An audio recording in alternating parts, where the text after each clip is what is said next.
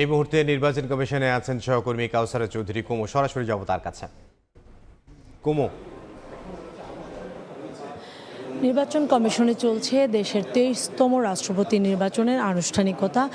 আজকে মনোনয়নপত্র জমা দেওয়া এবং সংগ্রহ করার শেষ দিন, এবং এটি বিকেল 4টা পর্যন্ত যে কেউ এসে এই মনোনয়নপত্র তুলতে পারবেন এবং জমা দিতে পারবেন। সেক্ষেত্রে আমরা সকাল থেকে দেখেছি যে জামাত জোটের 11 দলীয় যে ঐক্য, সেই ঐক্যের পক্ষ থেকে কর্নেল অলি আহমেদের মনোনয়নপত্র জমা দিয়েছে তাদের প্রতিনিধিরা, এবং এসে তারা দুপুর 12টা নাগাদ এসেছিলেন এবং এসে প্রধান নির্বাচন কমিশনারের কাছে এসে সেই মনোনয়নপত্র জমা দেন। এবং আমরা কিছুক্ষণ আগেই শুনলাম যে বিএনপি যে দুটি মনোনয়নপত্র নেওয়া হয়েছিল বিএনপির পক্ষ থেকে, সেই মনোনয়নপত্রটিও জমা দেওয়ার জন্য তারা ইতিমধ্যে পথে রয়েছেন এবং কিছুক্ষণের মধ্যে হয়তো নির্বাচন কমিশনে এসে পৌঁছাবেন।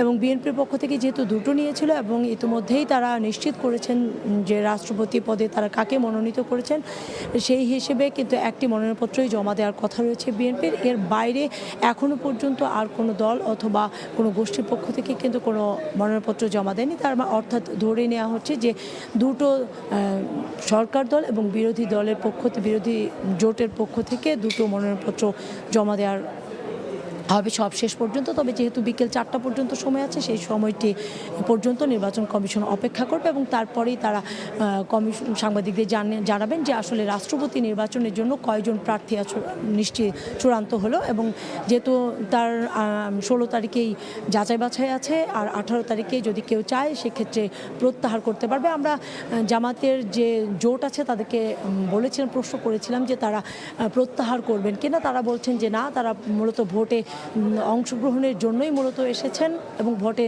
প্রতিদ্বন্দ্বিতা করবেন।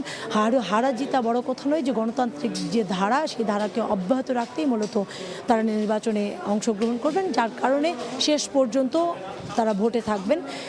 নির্বাচন কমিশন থেকে এই ছিল আমার কাছে সবশেষ তথ্য। রাজধানীর আগারগাঁওয়ে নির্বাচন কমিশন ভবন থেকে সহকর্মী কাউসারা চৌধুরী কুমু।